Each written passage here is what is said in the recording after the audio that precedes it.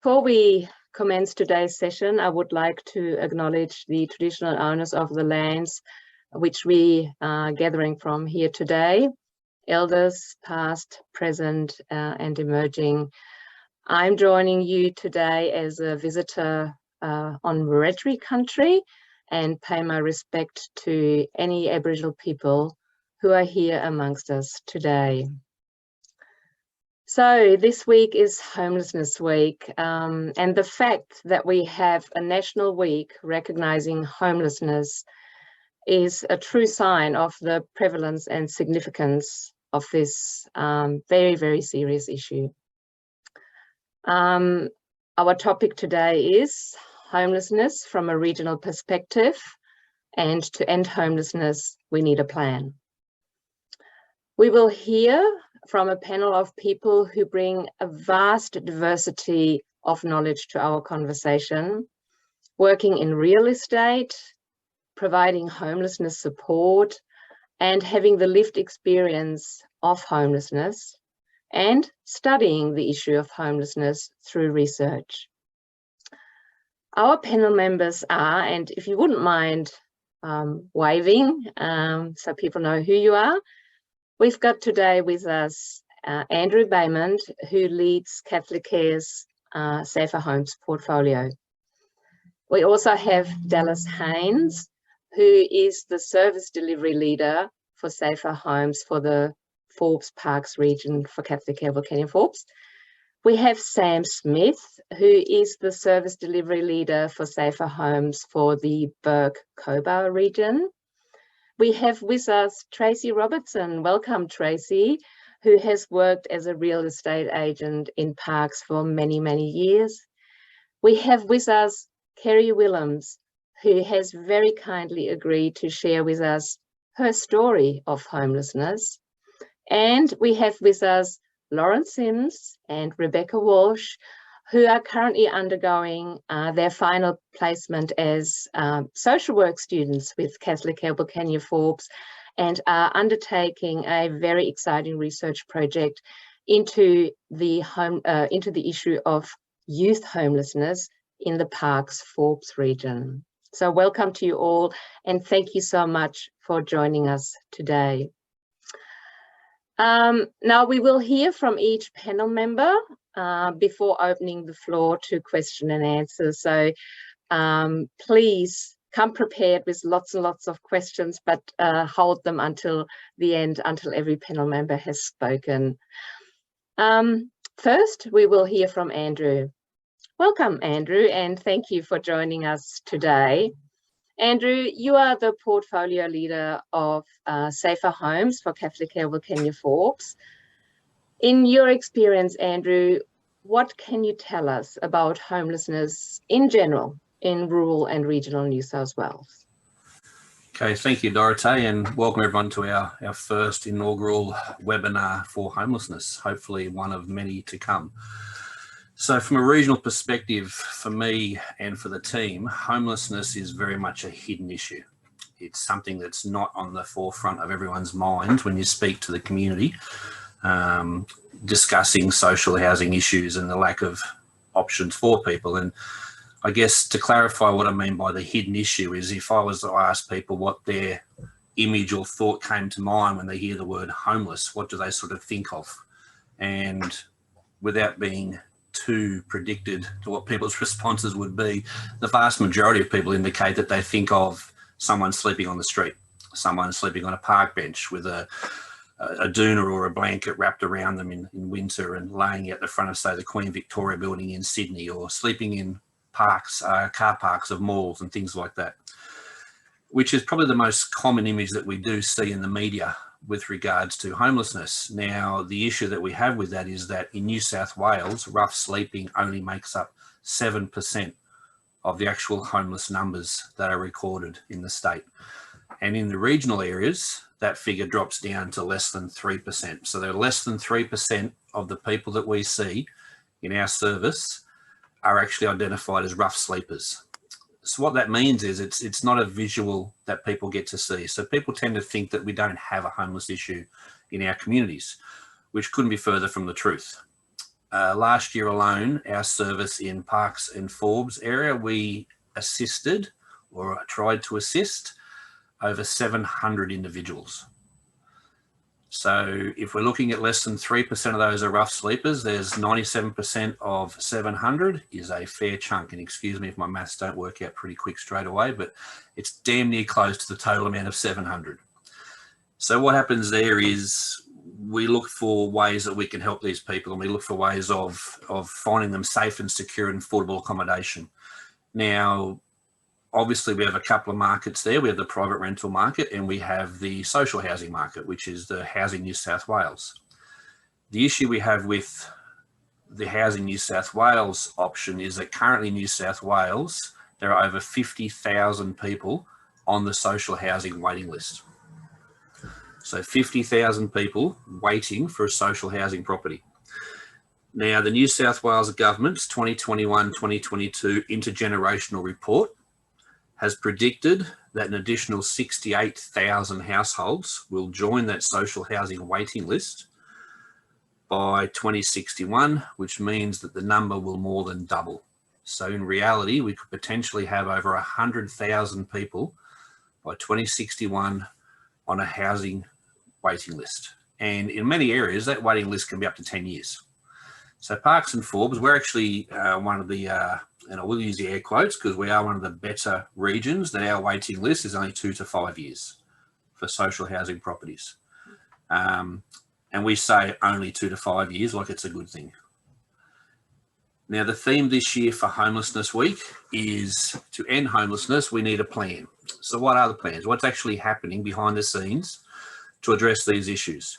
So with regards to rough sleeping, because it's such a visual aspect of homelessness and it's something that's aesthetically not appeasing, I would imagine, to many councils in inner Sydney, there is a Premier's priority and a directive that they aim to reduce rough sleeping by 50% by the year 2025. Just remember that rough sleeping only makes up 7% of the problem. Okay, so the plan for the other side of things is that the state government has committed to building 800 new social housing properties across the state. So 800 new properties for a current waiting list of 50,000 people. Obviously, there's a massive gap. From my perspective, the state and federal governments and local governments as well need to be doing more to be addressing the absolute lack of safe, affordable housing in our communities.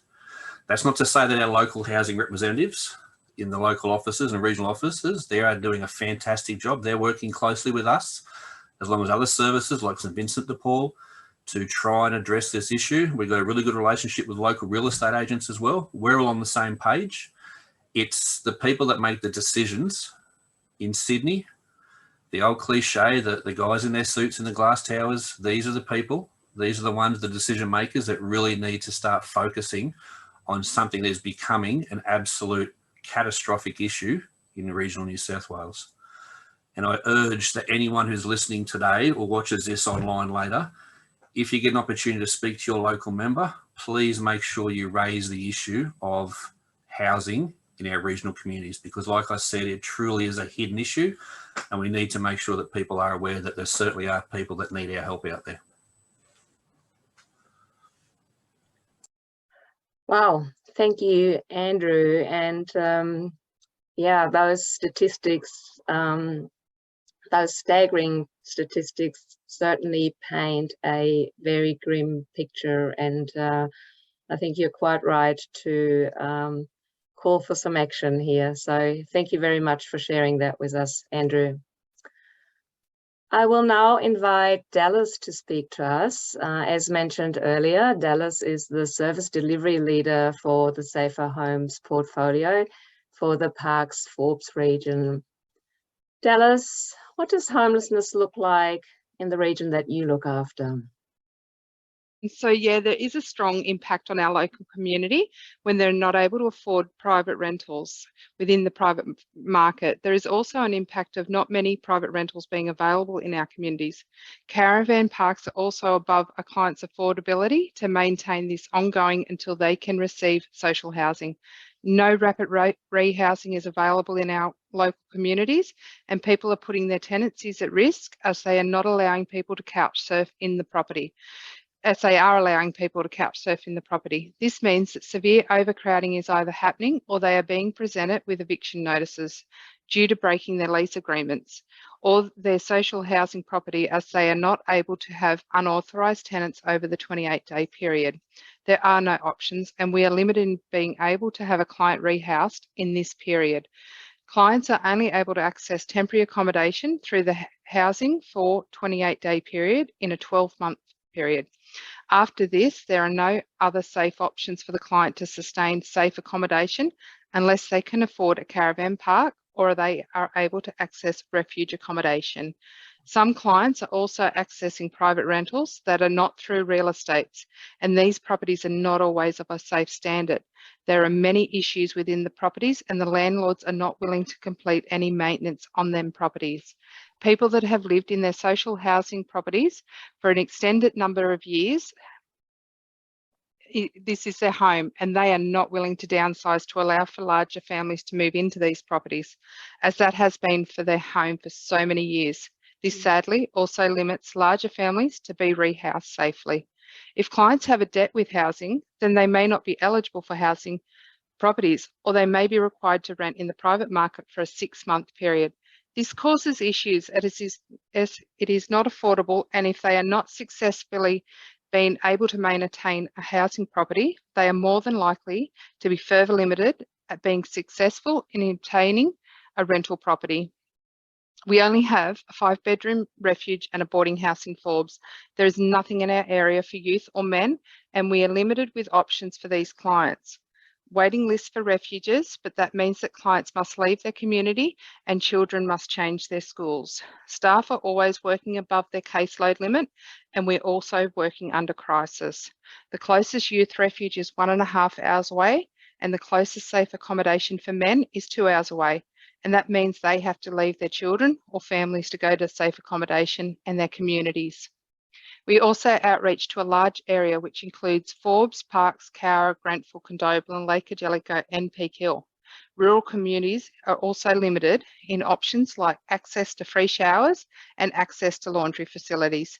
This also comes to the client as a large cost if they are only receiving a Centrelink benefit. Clients are being released from custody with no options and do not have an application in already for housing. So this impacts their release. People with severe mental illness are more likely to become homeless, especially if they are substance abusers. The rate of psychiatric hospitalisation for homelessness people, 2/3 of whom have either mental illness or substance abuse disorders, is over 100 times higher than for non-homeless people. Homelessness has implications for individuals, families, communities, and society. Here we dive into the many ways that homelessness interferes with our ability to live good lives and advance good work. Depending on where homeless individuals are in their lives, the effects of homelessness is different. Being homeless is not the only problem facing families without permanent places to live. About 1/3 of the families who are homeless also report that they lack enough food at least once every month. Homeless children do worse academically than other children, and they have much higher school absentee rates. There is also the issue of drugs. Many homeless people, in addition to mental illness, suffer from addiction, and with the lack of resources available, they can end up overdosing or in jail. But then there is also issues that directly correlate to not having safe shelter. Homeless people are in the face of danger when the weather is extreme and can be difficult to survive when temperatures are either freezing cold or uncomfortably hot. There is also the issue of hygiene, as homeless people don't have access to bathing facilities. The intended outcomes of the specialist homelessness services are to help people that are at imminent risk of homelessness are identified and supported to remain safely in their existing homes or to secure stable housing. People who are experiencing homelessness are rapidly and safely rehoused, and people in crisis are provided with safe and secure accommodation and supported to access stable housing, and people rehoused after becoming homeless are supported to stay housed. Thank you for listening. Ooh, thank you, Dallas. And you have certainly helped us understand the massive complexity of homelessness, and that it's much, much more than not having a roof over your head. There are so many factors that come into play based on what you've just described, Dallas, and many of those factors are clearly outside a person's control. So thank you, Dallas, for sharing your perspective on homelessness with us today. Now let's go to the Burke-Cobar region and hear from Sam. Welcome, Sam. Sam, what does homelessness look like in your region? Thanks, Dorothee, and welcome everyone. As Dorothee mentioned, I'm the Safe Homes delivery leader in Burke. My team manages the women's safe house in town. We also case manage men and women in the community around domestic violence housing and tenancy support.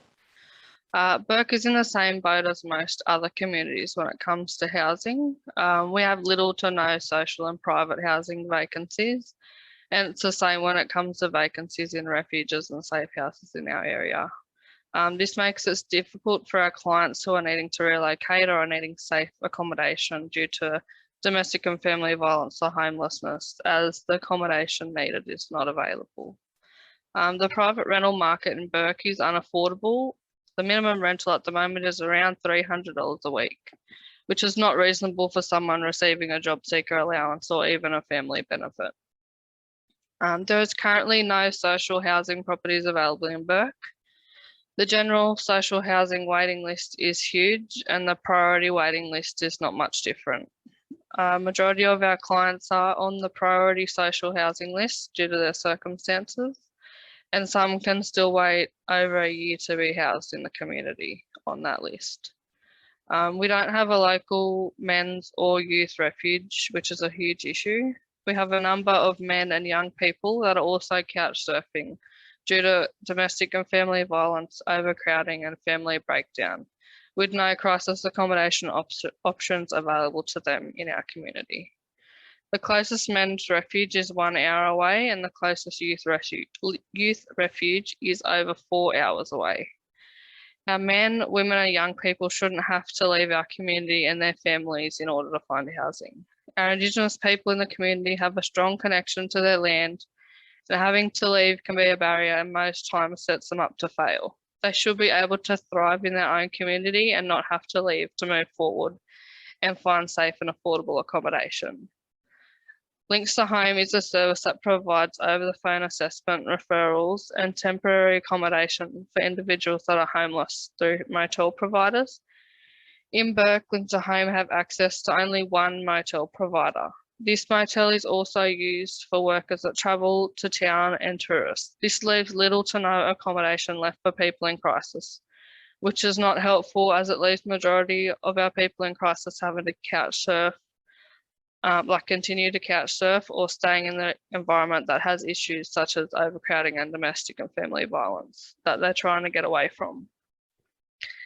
This year's theme for Homelessness Week is to end homelessness, we need a plan. And I think that it's definitely time for the government to plan to provide more funding in the future for our regional and remote areas, to be able to build more affordable housing that caters to the needs of our communities. I feel that this is the only way to make a difference to the current housing crisis in our rural and remote areas.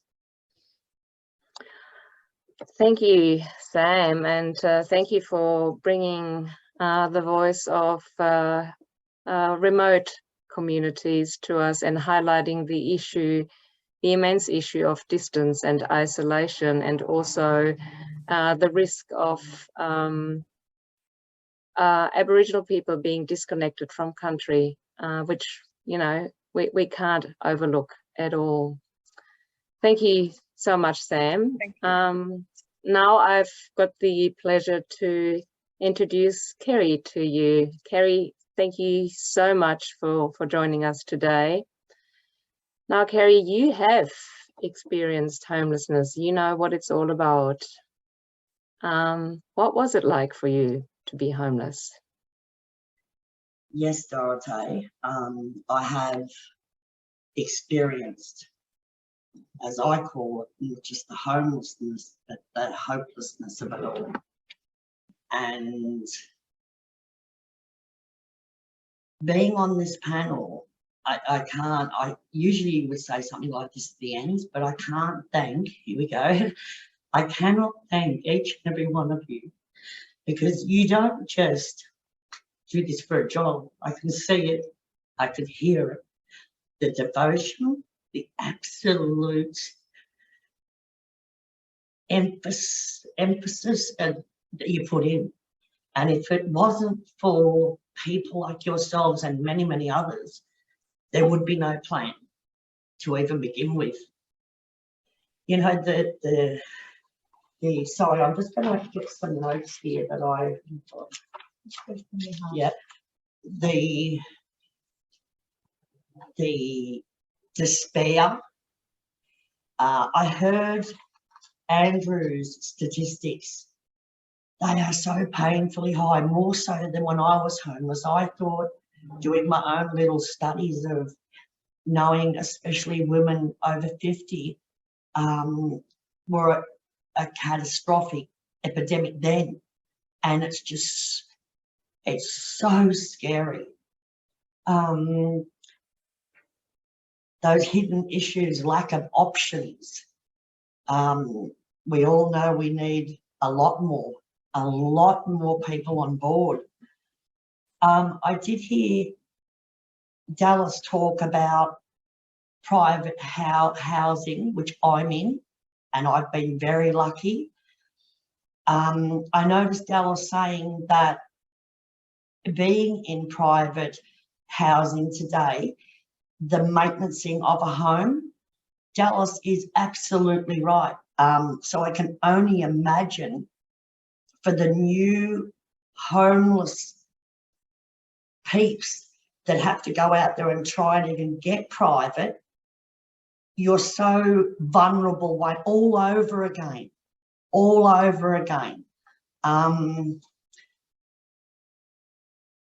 Your safety net, as I said, is for me as a person from where I've come from to just be quiet and live happy the way I am. And I do that. And I am very fortunate. But I pay rent like everybody else. And as I said, what I heard Dallas say there is very, very important, how they just don't do the upkeep.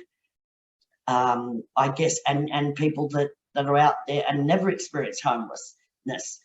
But when you have been like that, I think they take advantage of, is that the right word? Am I being callous and horrible? I don't know. I mean, they probably think, you know, you've got to be grateful, but you are still paying rent, no matter how minimal that is. You're still working, you're paying rent, and you need a safe home. And so enough of that. I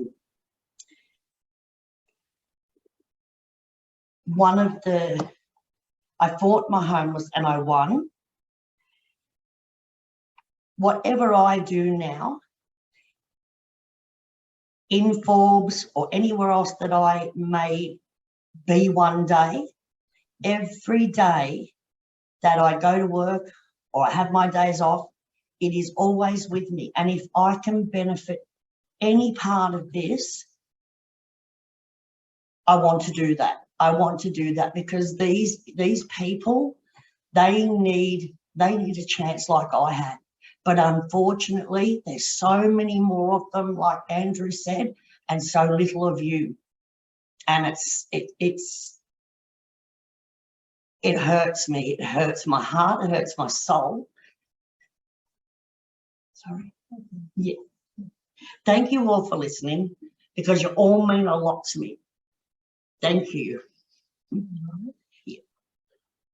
Thank you, Kerry. And if I may just reflect on your words yesterday, because Kerry presented very kindly at our homelessness event here in Forbes yesterday, and you had a very important message for us, which I hope you don't mind me repeating, but your message to us was this could happen to anyone at any time.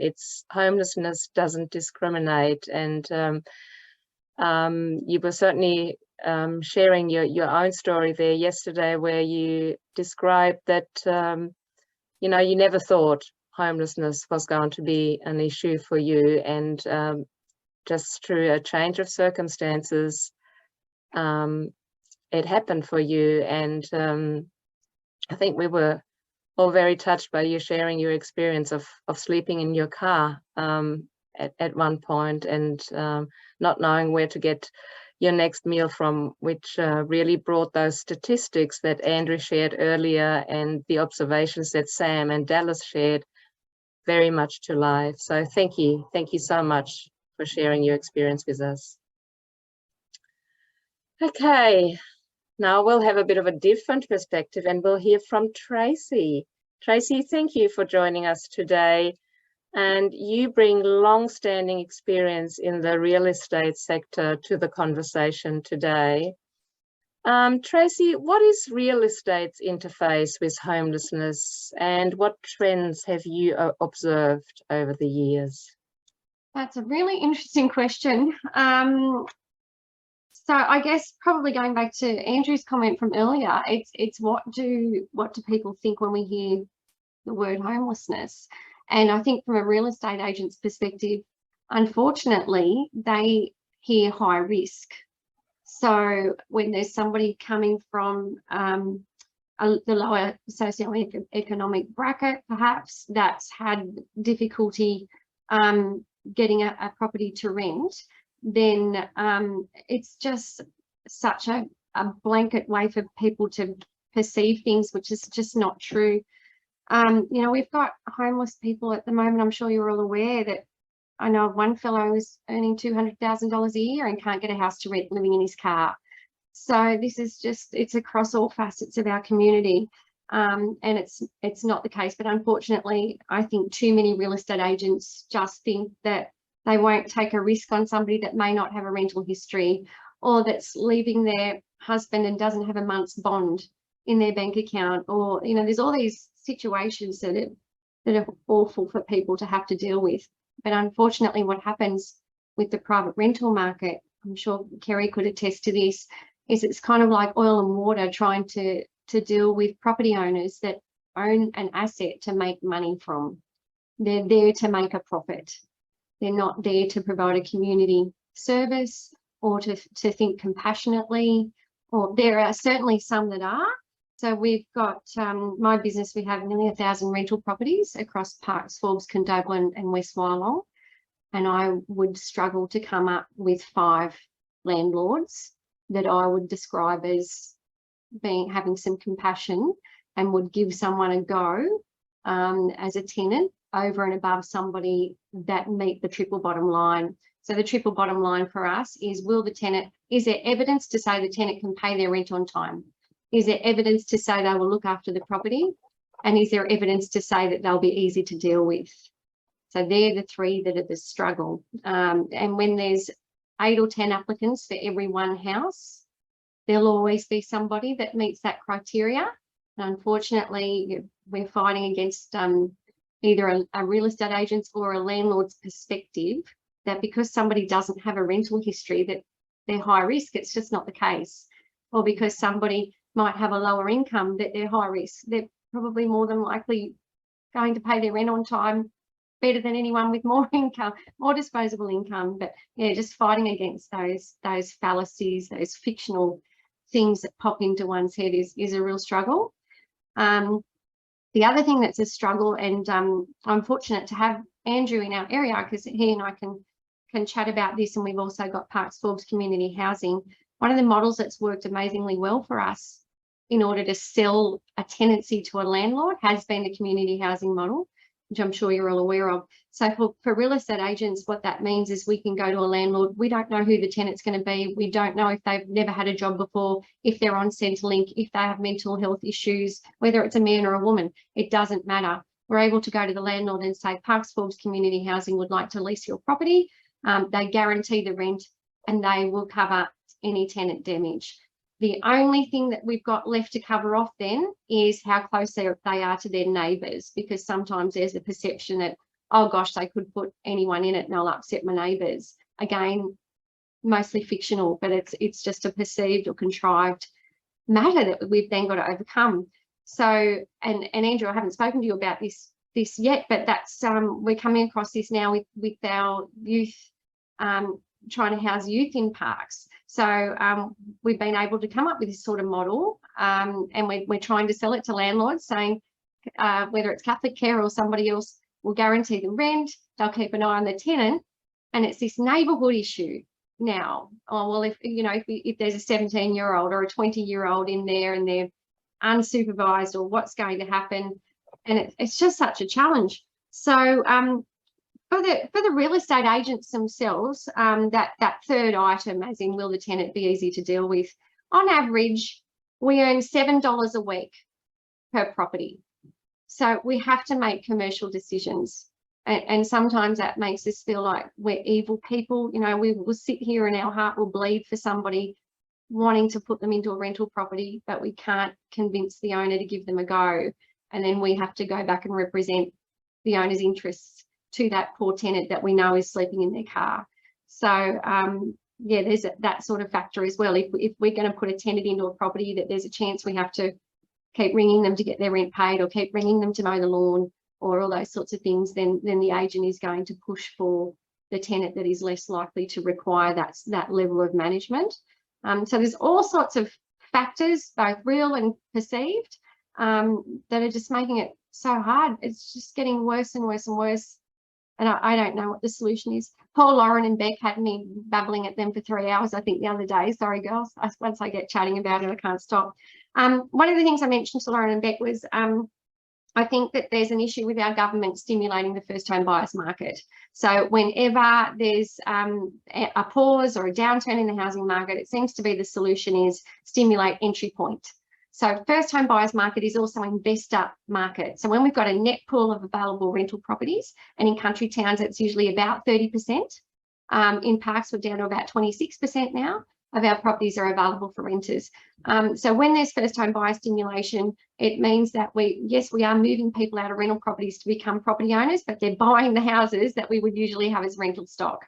So something that I just wondered if our government has ever considered is stimulating second and third home buyers, because we sort of got that shuffle upwards. It's kind of like if you employ a receptionist at the front desk, you want to move them through the other roles in the business so that you can get your next high school leaver into that entry-level job. It's the same with housing. If we're not opening up entry-level housing, which are our perfect net pool of available properties for investors to buy and put tenants in, then we're not we're not providing more opportunity for more rental properties to become available or to be put in the market. And then we're left to what you guys are facing now, which is how can we build more properties for social and Department of Housing. Housing Plus are doing a great job in that area, but gosh, we need a whole lot more.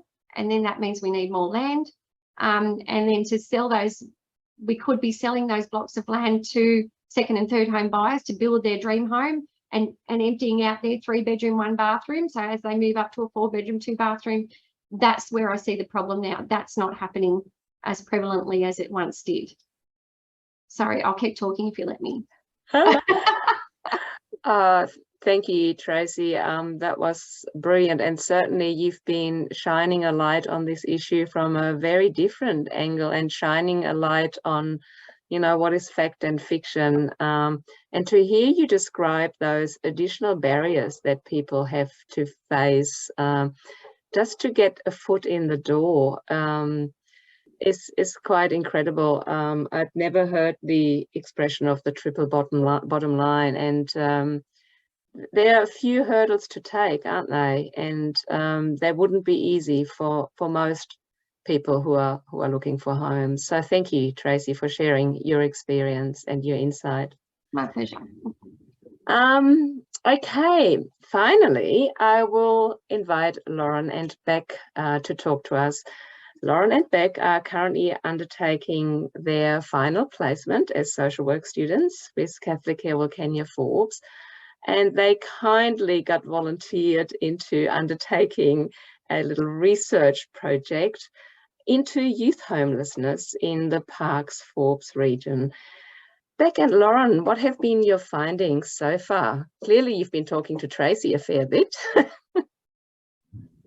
Thank you, Dorothee. Hi, guys. Yeah, so Beck and I are from the University of Sydney. We travelled up to Forbes for our 4th year social work placement. And we were asked by CatholicCare to create a document that they could use for their advocacy and funding efforts towards homelessness. So we did a bit of research and we decided to choose youth homelessness as our topic. We talked to the specialist homelessness services, the providers, and they identified youth as being, you know, a real gap in service. We kind of identified gaps in the literature and research. There was big gaps in regional and rural kind of literature, which we hope to fill. There's like an immense lack of services in Forbes and Parks, and this includes almost everything from homelessness services to youth refuges to wraparound support, such as mental health or drug and alcohol services, and to the point where youth are having to travel to Orange, like I think Dallas said, for support. That's an hour and a half away, so that's moving away from their school, their friends, their family supports, so that's not great. So through identifying this gap, I guess, in service, we hope to like create a document that can be accessible to everyone and not only advocate for greater services but inform the community. This has kind of been done through primary research, in which we conducted interviews with the community, like Tracie, who gave us her time. And we've interviewed everyone from homelessness services to mental health, real estate agents, youth services, and local government, because we think everything really intersects. And given the lack of existing research, we hope to compare like Australian Bureau of Statistics data with CatholicCare's own data, just to see the difference in stuff like the census, the counting of homeless people for the last census and stuff like that. With this, like, we really want to emphasize that accurate statistics are important for funding, and hopefully in our project we get to highlight how much of a need there is for greater allocation of funding in the Parks and Forbes area. Yeah, and so kind of what are our initial findings so far? So through our interviews with these key community stakeholders, we found a really big distinction between working with young people under 18 and over 18 experiencing homelessness. So for over 18-year-olds, one of the biggest issues is in rental affordability or unaffordability, which has been really exacerbated by the housing crisis that just is going up at the moment. There is a lack of housing stock, with rental vacancy rates below 1% in a lot of regional areas. And actually in Parks and Forbes specifically, it's between 0.5 to 0.8%. So just no houses available. Young people often don't have a rental history, which makes it really difficult when they're trying to apply for properties. Centrelink payments are also really unaffordable, and as Tracie really went into, can be a lot of stigma around that. And even if young people can afford the property, they're not chosen due to stigma against young people generally. And so then on the flip side, young people around 14 to 17, that like kind of later teenage years, they're primarily finding themselves homeless or facing housing instability due to family breakdown. And so the approach taken for that age group is a bit different. And so often leaving home at this age, it is difficult to find a home without a parental signature, whether that's private rental or social housing. The Department of Communities and Justice, DCJ or DOCS, focus on children and younger teenagers. And so often this 14 to 17 age bracket is put in the like too hard basket and aren't given the help that they need at that age. And so another thing is that these young people are often lacking basic life skills. If they do find themselves homeless, there are hardly any services in Parks and Forbes that offer wraparound support. So the solution to these issues, feedback from the community about addressing homelessness for young people has been a lot to do with education and early intervention, some drop-in centres and youth refuges in the Pearce and Forbes area. So people don't have to leave their community and they have a point of call when they are in crisis or, you know, experiencing housing instability. We also found that there needs to be greater community knowledge around services and better cohesion between services, whether that's between community organisations and also partnerships with real estate agents and all the different facets of the community working together. Often young people just simply aren't aware of the services out there, and there can be a lot of shame associated with accessing these services. And then at a state level, we really need greater investment in social housing and rental subsidies to target school leavers aged that 18 to 25 range. And what we found is that the community knows what we need to address youth homelessness. And I think Pearce and Forbes specifically can really work together to make a plan and end youth homelessness. So thank you. Thank you. Thank you, Lauren and Beck. And what a good way to finish, I guess, with you highlighting another quite specific target cohort with extremely high vulnerabilities. I think sometimes we just assume that young people are safe and sound in their family homes, but if that's not the case, then you know, what are their options in terms of having a safe roof over their head? So I think you just raised a very important point, and I think all of you in your various descriptions have highlighted or pointed out some specific target cohorts that are of concern. You know, you talked about youth. Kerry, I heard you talk about the increasing number of women over the age of 50 that are becoming homeless. Sam, I heard you talk about Aboriginal community. I think Dallas and Sam, you both talked about difficulties for single men in finding safe housing, and of course the staggering percentage of women that become homeless as a result of domestic and family violence. So a big issue for many people. So I'd like to thank our panel members for sharing their knowledge so generously with us today. And we now have about 15 minutes for some questions and answers. And I just thought, to get the ball rolling, I might just throw a question at any of our panel members. So I'm a little bit curious how COVID has impacted homelessness, the homelessness situation. Not entirely sure who wants to answer there.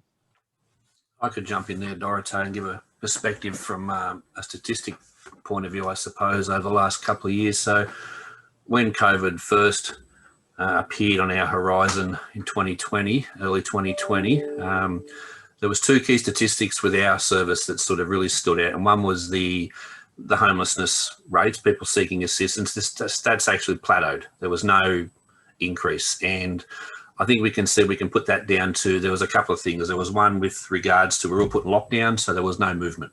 So people were sort of staying where they were, making do with what they had, because that was kind of what was asked of us at the time. There was also some government incentives brought in, again, mainly targeting rough sleepers to get them off the street during the pandemic, and they actually made a lot more spaces available in motels and hotels, especially metropolitan areas. So that sort of filled the gap temporarily for a short period of time. And it's so that the numbers themselves for homelessness that we found during that initial period of the pandemic certainly plateaued or even dipped. The other key stat, which a lot of people may find interesting, is the rates of reported domestic violence actually dropped during the pandemic. And people may be surprised by that, but in actual fact, what we've found is that that was a heightened risk, an increased safety risk, because what was happening was that the women were at home with the perpetrators due to being locked down and weren't in a safe space to actually report the domestic violence. So once we came out of that lockdown period and things started to settle down, we did see a rise again in rates of reported domestic violence, and we did see a number of increases as well in some of the key stats with people reporting being homeless or seeking housing assistance. And we even found quite a few people moving to our communities from metropolitan and coastal areas, and we've even had people tell us they came out because they didn't want to go through lockdown again. They thought that being in regional New South Wales, they probably wouldn't be as impacted by government mandated lockdowns and things like that. So that was sort of initially a bit of a dip and a plateau, and then once people got back to relative normality, we've certainly seen an increase in people coming to our communities from metropolitan areas and coastal areas as well. Okay, thank you, Andrew. Tracie, I can see you've got your hand up there. Sorry, I just wrote down a note. I wanted to share with you just some information around price increases in rental properties that I thought might be of interest to you. So the way that we approach price increases from a real estate agent's perspective is the old dollar per thousand equation. So if a house is worth $300,000, it should get $300 a week rent as a bare minimum. So by the nature of the mathematics, no matter what those numbers are, if it's $1 per thousand, the gross rent return is 5.2%. And most investors are looking for about 7%. So during COVID, obviously prices increased in regional areas significantly, which means that rental prices just have to go with it. So just as a rule of thumb, if you keep that in your mind, if you see a house advertised at $400,000, it should be a minimum of $400 per week. All right. Thank you, Tracie. Dorothee. Yes, Dorothee? Michael. Andrew, do you have a plan for the plan, realizing the state of the nation in relation to the politicians we have in our area? The state ones are of minor, and the federal ones at the moment are in opposition. So have you got any idea of where do we go from here? Thanks, Michael. I think at a local level, part of the solution we're finding is thinking outside the box, and we've formed a really good relationship with Ray White and especially Trace in the local team in Parks, especially where we actually head lease 2 properties through Ray White, and we're taking things in our own hands and trying to expand that philosophy as well, which I think it's sort of, and Beck and Lauren spoke about the youth side of things. Well, putting young people into transitional properties, it gives them those skills, it gives them that rental history and the references they need. So it enhances their chances moving forward. Plus, if they've got safe and stable accommodation, it improves employment opportunities. And we're working closely with job service providers as well. So put those wraparound services in. We also, with the research project that Beck and Lauren are doing, Michael, the plan with that is we're going to have a report, a simple 1 or 2 page document to highlight the key findings. And that's something we can take to our local members and take to philanthropists. Just before this meeting came in, I've had 2 different philanthropists who are interested in investing in regional areas and trying to give back to low and affordable housing options. So we're exploring those sort of options as well. Okay. From a bigger picture, look, if I'm being honest, the way things are sitting right now, there is very little we can do right now to address that massive gap that we have.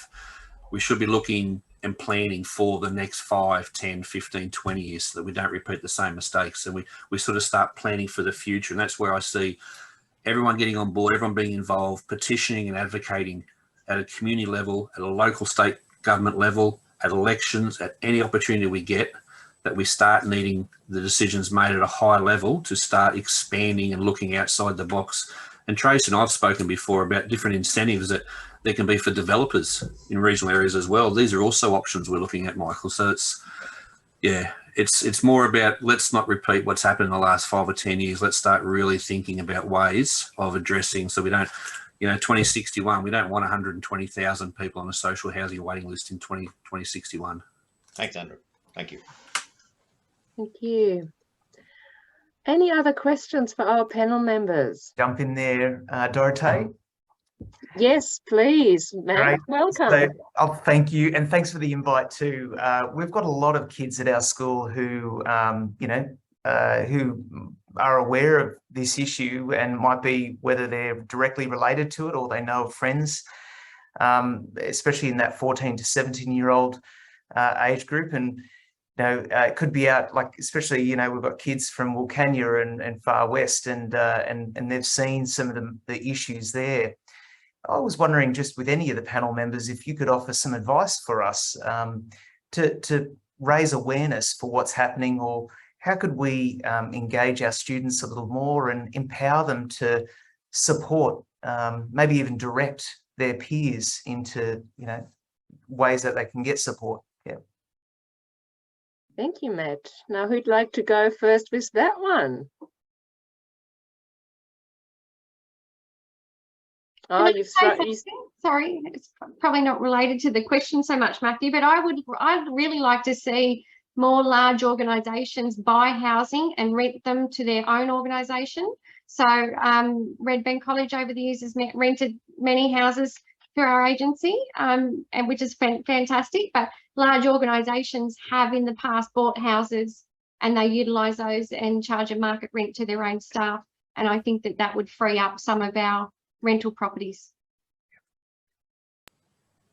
Great idea, Tracie. But so in terms of assisting students, though, Andrew, I can see you've unmuted yourself. So I think it'd be a great opportunity, Matthew, if we could sort of form some kind of partnership where myself or some of my staff or one of my senior members, perhaps Dallas or someone, could actually come in and talk and speak with some of the students. I know in the past we've formed relationships with different schools, and we've had, around things like safe relationships and domestic violence and those sort of things. I think definitely housing could be a topic that could be added to the agenda, and it could simply be a matter of coming in once a year and addressing a cohort group of students and just having a conversation around the issues, because let's face it, the kids nowadays are at the forefront when it comes to social issues. They're the ones that are really the champions that we need, looking at climate issues and discrimination and sexism and all these things. It's the young people that are driving that. So I think definitely an opportunity for that to happen in this issue as well. Thank you, Andrew. And I think it was Beck and Lauren who highlighted in their findings, that they discovered a lot of young people were missing the life skills to navigate themselves through independent living and everything that it takes to live independently. And we often, I guess, wonder, where have we maybe failed as parents to teach our children those skills? But if children don't have that family support, maybe that's where school can step in. And I really like Andrew's idea that I guess we have a real opportunity there to share what we know with the students at Red Bend. Yeah, and I totally agree with what Andrew said, and I think it's important as well for students to kind of talk amongst themselves. So once they are knowledgeable, like Safe Haven in Parks is a great mental health resource to the community, and we went to Parks Shire Library, and they have a lot of great youth services there, but the community just aren't aware of them. And I think as that awareness grows and students talk amongst themselves, and it becomes normalized to access those services. I think something we found is that young people just don't have the knowledge to access those services. They don't know who can help them. So Andrew saying, we could come into the school would be a great idea.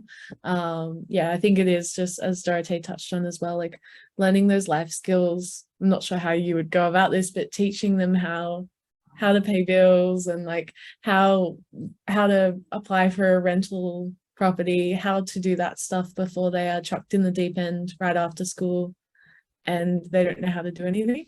I think that's something we found as well. Thank you. Helen, you've got your mic off. Does that mean you're going to speak? I will. I wasn't going to, but I will. Going back to Matt's point, and to Andrew's, there's a group at the college, the Vincentian group, the Vinnie's group, and they cover social justice issues. So that may be an avenue that Andrew and other members could go and speak to the student community through that group. Just an idea. I think it's a great idea, Helen. I think the more we can join forces in this, the better. Yeah, excellent. Okay, Any final hot burning questions for our panel members? What can an individual like me do to assist homelessness in Forbes and parks? And clubs like Rotary clubs, what some suggestions you have how Rotary clubs or other similar clubs can assist, and how can an individual like myself? Thank you. I'm happy to jump in if you like at the minute, Therese. So we've had different organisations that do hamper packs. So, you know, we might have homelessness people arrive and we've got toiletries on hand to give them toiletries or fresh underpants and things like that. So for the refuge, it's always lovely to have colouring in books for the children or essential things, so that when you send them off to school, they might be able to go off with a new school bag, new school pencils, things like that, so that when they start off at school, they feel like they're a part of that school. They're not going in with nothing and things like that. So that's always a very important thing. So we don't have a great storage area to take large products, and St Vincent's de Paul are always great with us with clothing and things like that. But to have some of those brand new essential things like underpants and pencils and colouring in books, like for the women, care packs, anything like that. Because you get people walk in the front door and they may not have been able to access a shower or personal hygiene products and things like that. So that's always a very nice to be able to say, here you go, that's something for you to keep and feel nice about yourself. Okay, thanks very much. I'll take it up with our Rotary Club and self personally. Thank you. Thank you, Therese. Good practical ideas there. Sorry, Dorothee, just to add one thing to Therese, with individuals as well, I think it's important that individuals were aware of the issue and in conversation with other people, and whether that be in a work perspective or a social perspective, if someone makes a comment or talks about social issues, especially with housing, and you sort of, the fact that we're aware that this issue is so prevalent in our community, we can share that information with our friends and they share it and they share it. Before we know, it's a conversation being had in the community. And then it's those conversations that happen. I mean, governments are responsible when they're spending budget. They're always, if they suddenly announced X amount of billions of dollars to address an issue and people didn't think it was an issue in their community, it may cause a bit of, you know, outrage that, why are you spending so much money on this? So if people are aware of it being an issue, then I think it's if the governments actually start stepping in and seeing that the voice is being heard. And that's where I see individuals. It's having that knowledge and that awareness and then sharing that with their peers. Great way to finish there, Andrew, because I feel the event yesterday here in Forbes, our local event, and this webinar, if not anything else, I hope they've been a conversation starter for you. So join me in giving a round of virtual applause to our panel members, Andrew, Dallas, Kerry, Lauren, Beck, Sam, and Tracie, who had already had to leave us. Thank you so much to you, and thank you for joining us today. And look, if you want to continue this conversation or ask us more questions, you know where we are, you know where to find us, online or in the real world. We're certainly happy to continue the conversation and yeah, help out in any way. I think Red Band, we're coming your way. Thank you so much, everyone, and enjoy the rest of your day.